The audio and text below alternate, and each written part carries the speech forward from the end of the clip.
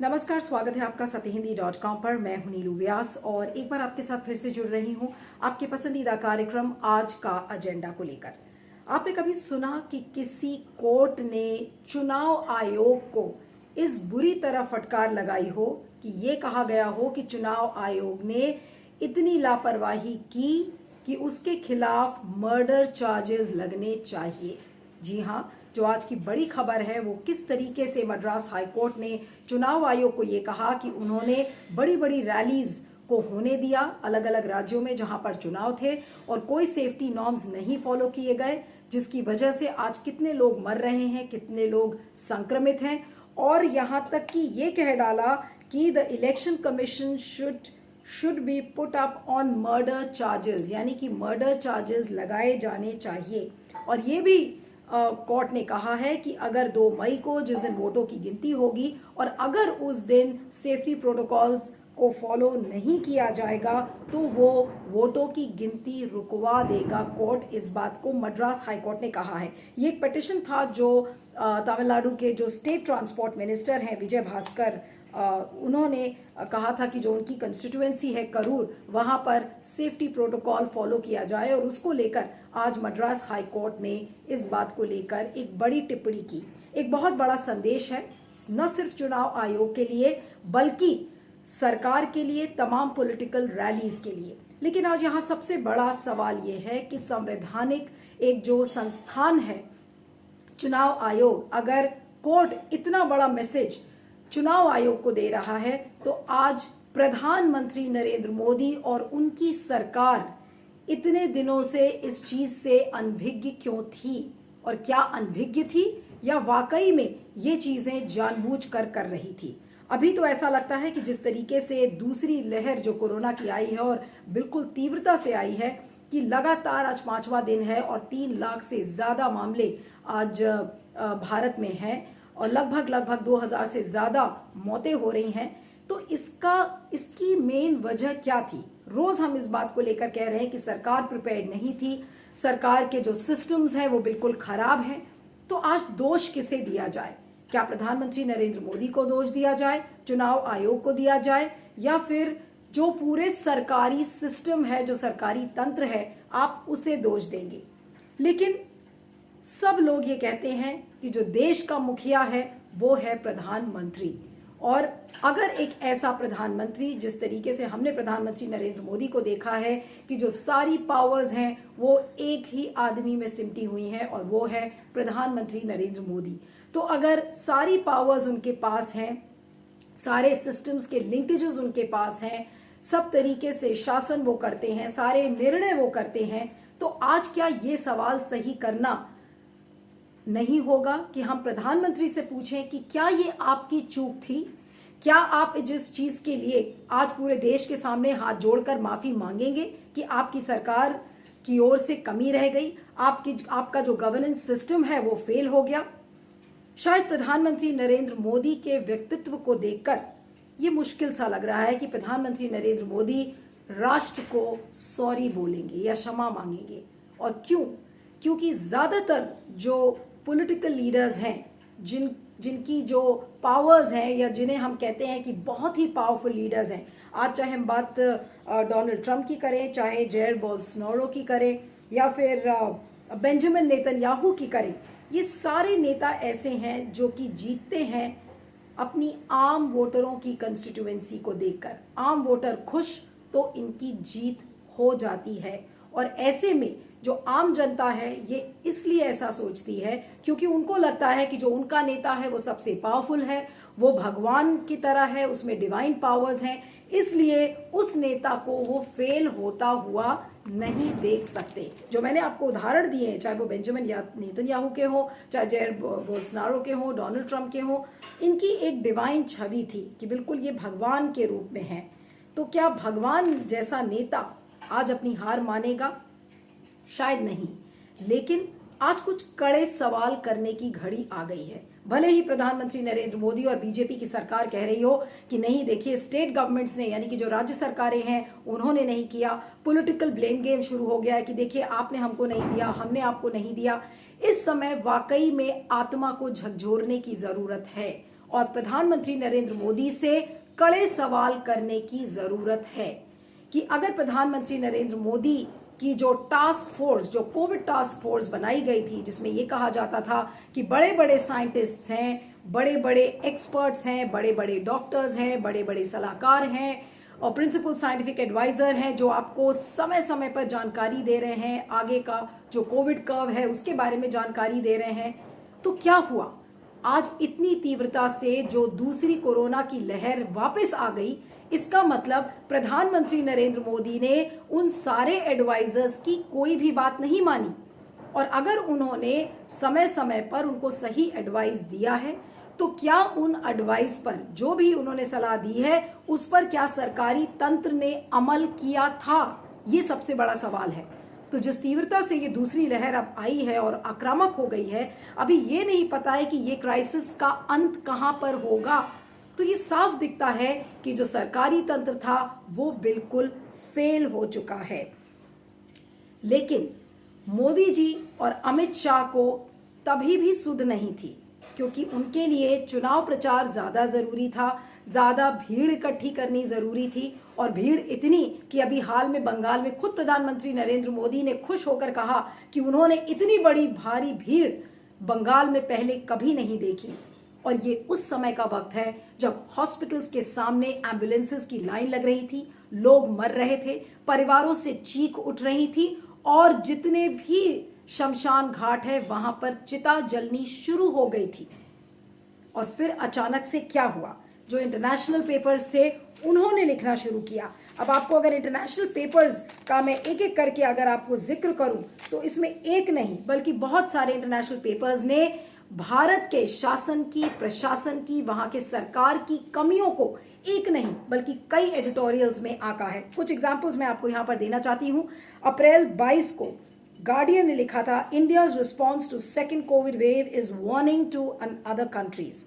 उसके बाद बूस्टरिज्म यानी कि वैक्सीन राष्ट्रवाद को लेकर लिखा गया कि प्रधानमंत्री नरेंद्र मोदी इस बात को ही लेकर खुश होते रहे कि हमने इतना बड़ा टीकाकरण अभियान शुरू कर दिया है और हमने इतनी वैक्सीन बना ली हैं कि हम बाकी देशों को वैक्सीन एक्सपोर्ट कर रहे हैं। और एक कंप्लेसेंसी आ गई सरकार में ये सोचकर कि अब कोरोना खत्म हो गया है। और कोरोना खत्म हो गया है तो उसके बाद क्या हुआ?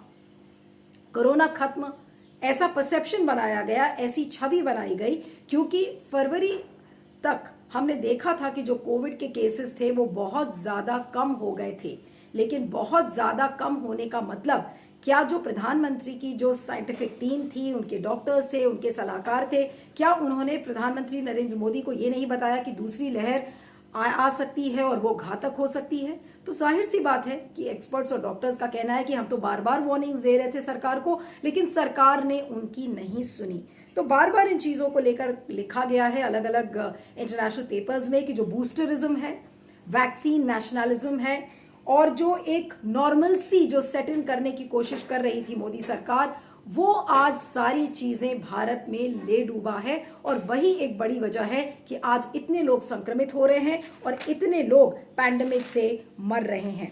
अब आपको बता दें कि हर अंतर्राष्ट्रीय अखबार ने ऑक्सीजन की कमी के बारे में लिखा है, वेंटिलेटर्स की कमी के बारे में लिखा है, बेड्स की कमी के बारे में लिखा है और एक सोई हुई सरकार के बारे में लिखा है कि आज वो कितनी बड़ी जो एक नीतिहीन सरकार जैसे नजर आती है, आज वो है मोदी सरकार। क्योंकि वो समय पर निर्णय नहीं ले पाई, उसने समय पर लोगों की बातें नहीं सुनी। अब अगर ध्यान हो आपको कि प्रधानमंत्री नरेंद्र मोदी ने डेवोस में जो भाषण दिया था, वो भाषण बिल्कुल कोरोना की लड़ाई पर जीत का ऐलान था। अगर आप एक तरीके से देखें, उन्होंने क्या कहा था? उन्होंने ये कहा कि जब महामारी शुरू हुई थी तो बाकी देशों ने कहना शुरू किया कि देखिए भारत में 700 या 800 मिलियन लोग संक्रमित हो जाएंगे, 100 मिलियन 2 मिलियन लोगों से ज्यादा लोग मर जाएंगे, लेकिन ऐसा नहीं हुआ। तो उन्होंने एक तरीके से अपनी पीठ थपथपाई और कहा कि देखिए किस तरीके से हमने कोरोना की लड़ाई पर जीत हासिल कर ली है। उसी तरीके से अगर बीजेपी की नेशनल एग्जीक्यूटिव को अगर आप याद करें तो उन्होंने एक प्रस्ताव पारित किया था और उस प्रस्ताव में यह लिखा था कि भारत ने कोरोना की लड़ाई प्रधानमंत्री नरेंद्र मोदी के नेतृत्व में न सिर्फ जीती है बल्कि आत्मनिर्भर भारत का एक पूरे विश्व में उदाहरण दिया है। और उसके बाद इस बात की तारीफ की गई कि देखिए हमने किस तरीके से दिए जलाए थे, किस तरीके से थालियां बजाई थी, किस तरीके से हमने अस्पतालों के ऊपर जो फूल की पंखुड़ियां हैं उनको बरसाया था डॉक्टर्स के लिए। तो इन सारी तमाम बातों का उल्लेख उस बीजेपी नेशनल एग्जीक्यूटिव के प्रस्ताव में हुआ था। और लेकिन इन सारी बातों को क्या कोरोना वायरस सुनता है? वायरस के कान नहीं है और वायरस धर्म नहीं जानता, वायरस राजनीति नहीं जानता। क्या इस बात को नरेंद्र मोदी नहीं समझ पाए?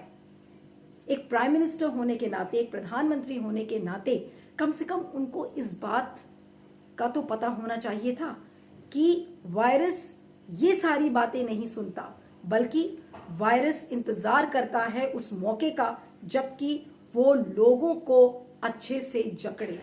और वो मौका किसने दिया? वो मौका सरकार की नीतियों ने दिया, सरकार की ढिलाई ने दिया। और कैसे दिया आप ये देखिए। उद्धव ठाकरे की सरकार ने ये कहा जब टीकाकरण का अभियान शुरू हुआ कि उनके पास टीकों की कमी है, उनको टीका दिया जाए। तो उसके बदले में उनको ये बोला गया कि आप अपना जो टीकाकरण का अभियान है आप उसे ठीक से चलाएं। उसके बाद क्या हुआ? कुंभ मेले का ऐलान कर दिया गया, क्योंकि ज्योतिष के हिसाब से उसको 1 महीना एडवांस कर दिया गया और बड़ा कुंभ मेले का आयोजन किया गया। उसके बाद होली मिलन हुआ, उसके बाद शिवरात्रि का स्नान हुआ, उसके बाद अगर आपने देखा हो तो बड़ी बड़ी चुनावी रैलीज थी जहां पर कोई सोशल डिस्टेंसिंग नहीं थी। सारी चीजें खोल दी गई, चाहे स्कूल्स हो, चाहे स्विमिंग पूल्स हो, बाजार, मार्केट, मॉल्स, हर चीज खोल दी गई। और ये छवि एक बनाने की कोशिश की गई कि देखिए कोरोना खत्म हो गया। और कोरोना खत्म होने की बात मैं अगर आपको बीजेपी के लीडर्स की बताऊं कि वो कितने अनभिज्ञ थे इस दूसरी लहर से, तो मैं आपको एक एक करके बताना चाहती हूं। 7 मार्च को स्वास्थ्य मंत्री डॉक्टर हर्षवर्धन ने कहा कि अब कोरोना का एंड गेम हो गया है भारत में, और उन्होंने अपनी पीठ थपथपाई। उसके बाद जब ऑक्सीजन की कमी की खबरें आई तो पीयूष गोयल ने क्या कहा? पीयूष गोयल ने कहा कि जो ऑक्सीजन की डिमांड है उसको राज्यों को अपने कंट्रोल में रखना चाहिए, उसको ठीक से मैनेज करना चाहिए, जिसकी काफी आलोचना भी हुई। यही चीज मई अगर 2020 की अगर हम बात करें, मई 2020 की, तो पीयूष गोयल ने ही ये दावा किया था कि सबसे पहले भारत कोरोना से रिकवर करेगा, क्योंकि हमारा भारत 130 एस्पिरेशनल भारतीयों का है जिनकी बहुत सारी आकांक्षाएं हैं। तो इतने महत्वाकांक्षी देशवासियों के बीच कोरोना सबसे पहले भाग जाएगा, ये दावा था पीयूष गोयल का। फिर ज्यादा दूर न जाइए, पीएम मोदी की मैंने आपको बात बताई कि रैली में उन्होंने किस तरीके से कहा कि देखिए इतना भारी क्राउड या इतनी भारी भीड़ उन्होंने कभी नहीं देखी। और ये ऐलान एक ऐसे समय में जब हम सोशल डिस्टेंसिंग की बात करते हैं, लोगों से दूरी बनाने की बात करते हैं, चुनावी रैलीज में वो ये ऐलान करते हैं कि उन्होंने भारी भीड़ नहीं देखी, दूसरी तरफ उन्हीं की सरकार एड्स चलाती है कि 2 गज दूरी, मास्क है जरूरी। तो ये जो दोहरा रवैया ये जो सरकार का है, एक दोहरा चरित्र जो सरकार का है, ये किसी को समझ में नहीं आया कि चुनाव है, सत्ता की भूख है, तो आप सारे सोशल डिस्टेंसिंग नॉर्म्स को भी दरकिनार कर देंगे, आप कोई प्रोटोकॉल मानने के तैयार नहीं है। लेकिन जब राज्यों की जो चीफ मिनिस्टर्स की मीटिंग होती है तो उसमें प्रोटोकॉल का याद दिलाया जाता है। हिमंता बिस्वा शर्मा जो असम के इतने बड़े लीडर हैं बीजेपी के, उन्होंने क्या कहा कि वो मास्क नहीं पहनेंगे क्योंकि अब कोरोना बिल्कुल खत्म हो चुका है। तो अब हिमंता बिस्वा शर्मा बताएं कि अगर कोरोना खत्म हो गया तो लोग इतने क्यों मर रहे हैं, क्यों अस्पतालों में लाइन लगी हुई है, क्यों लोग एम्बुलेंसेस के लिए क्यों लगा रहे हैं। और आगे बढ़िए, उत्तराखंड के वो जो मुख्यमंत्री हैं तीरथ सिंह रावत, उन्होंने क्या कहा? उन्होंने कहा कि कोरोना का जो संक्रमण है वो नहीं बढ़ेगा क्योंकि गंगा मैया की ब्लेसिंग्स हैं हमारे ऊपर, गंगा मैया के आशीर्वाद से कोरोना नहीं बढ़ेगा। उनको ही खुद कोरोना हो गया, तीरथ सिंह रावत को। अब आपको बता दें कि ये आप इसे क्या कहेंगे कि एक लापरवाही नहीं, किसी की बातें न सुनना। डॉक्टर्स ने बार बार इस बात को कहा, और किसी की नहीं बल्कि all India institute of medical sciences के जो डायरेक्टर हैं डॉक्टर रणदीप गुलेरिया, उन्होंने खुद इस बात को कहा कि कोरोना अब हम काबू में नहीं ला सकते हैं क्योंकि सारी चीजें खोल दी गई हैं। कहीं ना कहीं एक रिस्ट्रिक्शंस होने चाहिए थे, लेकिन हमने सारी चीजों को खोल दिया। अमित शाह खुद बड़ी बड़ी रैलीज अटेंड करने लगे। तो आज सवाल ये उठता है कि सरकार के ही बनाए हुए प्रोटोकॉल्स को सरकारी मंत्री और खुद प्रधानमंत्री ने इसका उल्लंघन किया, तो आज वो क्या लोगों से मुंह दिखा पाएंगे, लोगों को अपना मुंह दिखा पाएंगे? आज किस आधार पर प्रधानमंत्री नरेंद्र मोदी कहेंगे कि उनकी सरकार ने काम किया? आज जब लोगों की संवेदना से समर्थन करने का समय आ गया है, लोगों को समर्थन देने का, इमोशनली भावनात्मक समर्थन देने का समय आ गया है, हॉस्पिटल्स में मदद करने का समय आ गया है, तो आज प्रधानमंत्री बिल्कुल बेनकाब हो चुके हैं। क्योंकि प्रधानमंत्री ने सुध नहीं ली, उन्होंने ये नहीं सोचा कि अपने हॉस्पिटल्स की तैयारियों को कैसे करना चाहिए, ऑक्सीजन की कमी को कैसे पूरा करना चाहिए, वेंटिलेटर्स की कमी को कैसे पूरा करना चाहिए। आज आलम यह है कि हम अपने छोटे पड़ोसी देशों से और बाकी देशों से हम भीख मांग रहे हैं, और भीख इस तरह से मांग रहे हैं कि आज यूएस हो चाहे यूके हो, वो सारे देश अब हमें अपनी वैक्सीन्स भेजेंगे या वैक्सीन्स के का रॉ मटेरियल भेजेंगे। और अभी कुछ ही दिन पहले भारत ने यह ऐलान किया था कि देखिए, हमारा टीकाकरण विश्व का सबसे बड़ा टीकाकरण अभियान है और भारत विश्व की फार्मेसी है। तो आज विश्व की फार्मेसी ने लोगों को फेल कर दिया है, क्योंकि सरकार की तैयारियां नहीं थी। सरकार ने अपने ही साइंटिफिक एडवाइजर्स की बात नहीं मानी। अब बात धर्म की करें तो मैंने आपको कुंभ मेले की बात बताई। पिछले साल आपने देखा था कि किस तरीके से तबलीगी जमात को लेकर बिल्कुल एक सांप्रदायिक माहौल एक पैंडेमिक के बीच में बना दिया गया था। प्रधानमंत्री नरेंद्र मोदी ने यह सुध लेने की कोशिश नहीं की, और ना उन्होंने सोचा कि वायरस का धर्म नहीं होता है। वायरस न हिंदू होता है, न वायरस मुसलमान होता है।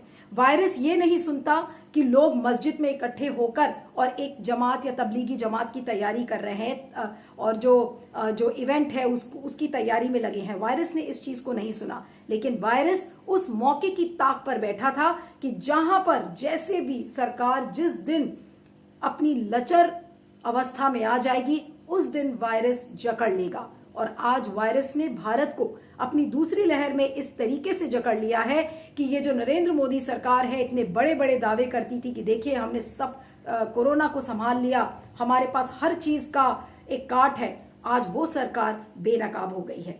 जहां तक कोरोना का सवाल है, जिस तरह से हम यहाँ पर केसेस को बढ़ते देख रहे हैं, तो अब जो एक जन आक्रोश दिखाई दे रहा है, वह सीधा सवाल प्रधानमंत्री से कर रहा है कि आखिर ये जो सेकेंड वेव है, इसको काबू करने में सरकार इतनी विफल क्यों रही? ऐसे क्या कारण थे कि जिसके चलते हुए सरकार या साइंटिफिक टीम या जितने भी स्वास्थ्य इलाके के हैं और प्रधानमंत्री कार्यालय खुद जो कि ओवरसी कर रहा था इन चीज़ों को, क्यों असफल रहा इस पूरी कोरोना वेव को कंट्रोल करने में? और अगर गौर किया जाए तो आज जिस तरह की फटकार चुनाव आयोग को मद्रास हाईकोर्ट ने लगाई है, तो भले ही फटकार चुनाव आयोग को लगी हो, लेकिन निशाना जो है वह सीधा प्रधानमंत्री मोदी हैं। क्योंकि जिस तरह से हाईकोर्ट ने सवाल उठाया है कि आखिर ऐसी क्या मजबूरी थी कि इस तरह का एक 8 चरण का चुनाव था और अन्य राज्यों में चुनाव थे, क्या इनको काबू नहीं किया जा सकता था? तो कहीं ना कहीं जिस तरह के आरोप प्रधानमंत्री पर लगते आए हैं कि वह राजनीति को पहले रखते हैं, राजनीति को आगे रखते हैं और बाकी चीज़ों को उन्होंने नज़रअंदाज कर दिया, तो ये एक जो एजेंडा प्रधानमंत्री और गृह मंत्री लेकर के चले हैं, सीधे सीधे उस पर सवाल है कि उन्होंने अपने राजनीतिक फायदे को देखते हुए लोगों की जान जो है वह खतरे में डाल दी। और यही इस तरह के जो आरोप लगते आ रहे हैं, कहीं ना कहीं चाहे वह हाई कोर्ट हो या जिस तरह के नंबर देख रहे हैं, ये लोगों में जो गुस्सा दिखाई दे रहा है सड़कों पर, वह इस चीज़ का प्रतीक है कि आखिर ऐसा क्या था कि राजनीति को आगे रख करके लोगों की जिंदगी को दांव पर लगाया गया। अब ज्यादा नहीं, आयुष मिनिस्ट्री की बात करते हैं। बड़े बड़े दावे आयुष मिनिस्ट्री ने भी किए। हमने लोगों को कोरोनिल का प्रचार किया। खुद नितिन गडकरी और स्वास्थ्य मंत्री डॉक्टर हर्षवर्धन ने कोरोनिल का प्रचार किया और कहा कि देखिए ये कोरोना से लड़ने के लिए ये एक सहायक दवा है, आप इसको खाएं, कोरोना दूर दूर भागेगा। तो हर तरीके से हर उपचार किया गया। आयुर्वेद और आयुष की जितनी मंत्रालय हैं, उन्होंने कहा कि देखिए आप ये सारी चीजें करिए और आयुष के जो मेडिसिन हैं आप उसको खाइए, तो कोरोना नहीं होगा या कोरोना का संक्रमण नहीं बढ़ेगा, आज वो सारी चीजें धरी की धरी रह गई हैं। और रही बात आरएसएस की, तो अगर मैं आरएसएस के जो सर कार्यवाह है जो दत्तात्रेय होसबले, तो उन्होंने अभी मीडिया से गुजारिश किया है कि आप, और आग्रह किया है कि आप पॉजिटिव एटमॉस्फेयर बनाएं, और अगर मीडिया पॉजिटिव खबरें नहीं दिखाएगा तो ये जो महामारी का आलम इस समय भारत में चल रहा है, इसका फायदा एंटी भारत की जो ताकतें हैं वो इसका फायदा उठाएंगी और नेगेटिव माहौल फैलाएंगी। तो आज सवाल आरएसएस के सर कार्यवाह से भी है कि आज मीडिया अगर सही तस्वीर नहीं दिखाता तो लोगों को ये नहीं पता चलता कि अस्पतालों में क्या हो रहा है, शमशान घाटों में क्या हो रहा है, या बेरियल ग्राउंड्स में क्या हो रहा है। आज सोशल मीडिया ने सारी रियलिटीज दिखाई हैं, इसलिए लोगों को पता चल रहा है कि क्या हो रहा है। वरना अगर आप मेन स्ट्रीम चैनल्स उठाकर देखें तो मेन स्ट्रीम चैनल्स अभी भी सरकार का ही भोपू बजाते हुए आपको नजर आएंगे। इसलिए मीडिया को ये कहना कि आप पॉजिटिव माहौल बनाइए, ठीक है कि लोगों का मानसिक संतुलन नेगेटिव खबरों को देखकर बिगड़ता है, लेकिन मीडिया का जॉब क्या है, मीडिया की जिम्मेदारी क्या है कि जो असली पिक्चर है, जो असली तस्वीर है वो लोगों तक पहुंचाए, सरकार से कड़े सवाल करे और सरकार की जवाबदेही उन सवालों पर तय हो। और आज इसीलिए मैं फिर से एक बार कह रही हूं कि नरेंद्र मोदी सरकार इसलिए आज बेनकाब हो गई, इसलिए फेल हो गई क्योंकि उसने अपने ही डॉक्टर्स, अपने ही एक्सपर्ट्स, अपने ही सलाहकारों की राय नहीं मानी। अगर आज उस राय को मानी होती तो शायद भारत ये नौबत नहीं देखता। लेकिन हाँ, राय किसकी मानी गई? राय उन साधुओं की मानी गई जिन्होंने कहा कि नहीं, कुंभ मेला हम आगे स्थगित नहीं कर सकते। कुंभ मेले की इजाजत दे दी गई और इतना बड़ा कुंभ मेला का आयोजन हो गया। लेकिन जब देखा गया कि सिर से पानी बिल्कुल निकल चुका है, तब जाकर नरेंद्र मोदी जगे। और अब मैं क्यों कह रही हूं कि नरेंद्र मोदी को अब झटका लगा है, आपको 3 इंसिडेंट्स यहां पर दूंगी जो कि इसको दर्शाएंगे, जो मैं ये कह रही हूं कि ये बात सही है। पहली बात तो ये कि आपने अक्सर देखा होगा कि जब प्रधानमंत्री नरेंद्र मोदी राष्ट्र के नाम संबोधन करते हैं तो वो बहुत बड़े बड़े दावे करते हैं, बड़ी बड़ी प्रॉमिसेस करते हैं। लेकिन अभी जो उनका पिछला राष्ट्र के नाम संदेश था तो बहुत दबे हुए स्वर थे। उन्होंने भाषण जरूर दिया कि हमें कोरोना में ये करना चाहिए, वो करना चाहिए, लेकिन बड़े प्रॉमिसेस नहीं किए क्योंकि वो थोड़ा सा भयभीत नजर आ रहे थे।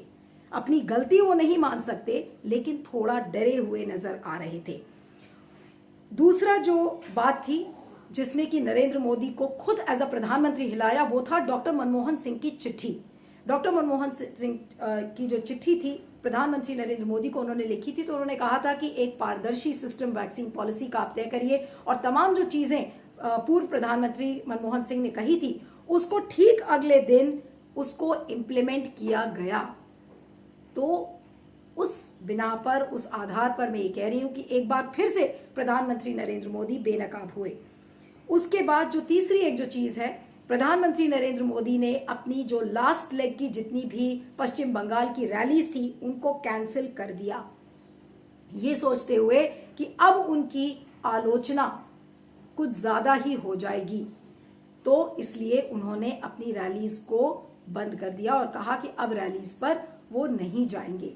लेकिन बहुत देर हो गई हुजूर आते आते, ये नौबत भारत की नहीं आती। अगर प्रधानमंत्री नरेंद्र मोदी ने समय पर निर्णय लिया होता और उससे भी ज्यादा अगर उन्होंने अपने एक्सपर्ट्स की राय मानी होती, जितने भी पावरफुल लीडर्स हैं जिनका मैंने उल्लेख इस प्रोग्राम के शुरू में किया, चाहे वो जेयर बोल्सोनारो हो, चाहे बोरिस जॉनसन हो, चाहे फिर रेसिप तैयब एर्डोगन की हम बात कहें, ये सारे वो लीडर्स हैं जो कि अपने आप अपने निर्णय के लिए जाने जाते हैं, वोटरों को लुभाने के लिए जाने जाते हैं।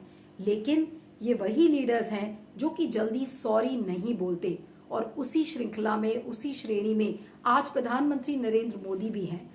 उन्होंने रियलाइज कर लिया है कि सरकार से गलती हो गई है। वो ये समझ चुके हैं कि सरकार की चूक की वजह से आज इतनी भारी संख्या में लोग मर रहे हैं, लेकिन वो क्षमा नहीं मांगेंगे, क्योंकि अगर क्षमा मांग लेंगे तो जो उनकी एक भगवान जैसी जो एक इमेज है, जो एक डिवाइन इमेज है, उस पर कहीं ना कहीं बट्टा लग जाएगा और वो ये चीज इस समय शायद प्रधानमंत्री नरेंद्र मोदी अफोर्ड नहीं कर पाएंगे। और आपको एक बात बता दें कि न्यूयॉर्क टाइम्स में एक एपिडेमियोलॉजिस्ट थे जिनका नाम था लक्ष्मी नारायणन। उन्होंने बिल्कुल साफ शब्दों में इस बात को अपने ओपेड पेज में लिखा है कि complacency and lack of preparation cheered by media is the real cause of concern right now in the country। तो इस बात को लेकर लक्ष्मी नारायण ने इस बात को बिल्कुल साफ साफ शब्दों में लिखा है। रमनन लक्ष्मी नारायण, उनका ये आर्टिकल था, ओपेड पेज था, जिसका टाइटल था India second covid wave completely out of control. सारे एक्सपर्ट्स इस बात को कह रहे हैं कि ये कंट्रोल से चीजें बाहर हो गई हैं, लेकिन प्रधानमंत्री नरेंद्र मोदी अब देखना यह है कि क्या वाकई में चीजों को कंट्रोल कर पाते हैं या फिर चीजें वैसी की वैसी ही हो जाएंगी। क्योंकि अभी थोड़ा सा जो राइट विंग ट्रोल आर्मी है वो थोड़ा सा बैकफुट पर है। लेकिन देखना यह है कि 2 मई को जब पश्चिम बंगाल के चुनाव के जो नतीजे आते हैं, अगर 100 सीटों से ज्यादा भी बीजेपी की आ गई, तब आप देखिए कोविड की जो दूसरी लहर है वो फिर से एक बार बैक बर्नर पे चली जाएगी। कहां कोविड, चुनाव ही चुनाव फिर से नजर आएगा। लेकिन मुझे साफ शब्दों में कहने में बिल्कुल भी हिचकिचाहट नहीं है कि आज जो भारत का आलम है वो सिर्फ प्रधानमंत्री नरेंद्र मोदी और उनकी सरकार की लापरवाही की वजह से है, और सिर्फ इसलिए क्योंकि उन्होंने अपने एक्सपर्ट्स की राय नहीं मानी। एक्सपर्ट्स की राय नहीं मानी, एक्सपर्ट्स का ओपिनियन नहीं माना, साइंटिफिक ओपिनियन को उन्होंने ज्यादा वेटेज नहीं दिया। और आज भारत इसीलिए जिस दिशा और दशा में है उसके लिए सिर्फ प्रधानमंत्री नरेंद्र मोदी और उनकी सरकार रिस्पॉन्सिबल है। तो क्या आज भारत की सरकार या प्रधानमंत्री नरेंद्र मोदी लोगों के सामने हाथ जोड़कर माफी मांगेंगे? ये एक बड़ा सवाल है। इसके पहले कि इस वीडियो को खत्म करूं, एक छोटी सी आग्रह है आपसे कि आज के समय में बेबाकी से बोलना और स्वतंत्र पत्रकारिता करना एक बहुत मुश्किल काम है। इसलिए इस वीडियो के डिस्क्रिप्शन बॉक्स में जाएं, इस लिंक को क्लिक करें। लिंक को क्लिक करने के बाद सत्य हिंदी को भुगतान करें और सत्य हिंदी की सदस्यता लें। और हमारा एक सत्य हिंदी का ऐप भी आ चुका है, उसे आप गूगल प्ले स्टोर से आप उसे डाउनलोड कर सकते हैं। Thank you so much. बने रहिएगा सत्य हिंदी पर और देखते रहिएगा आज का एजेंडा। सत्य हिंदी का ऐप डाउनलोड करें गूगल प्ले स्टोर पर।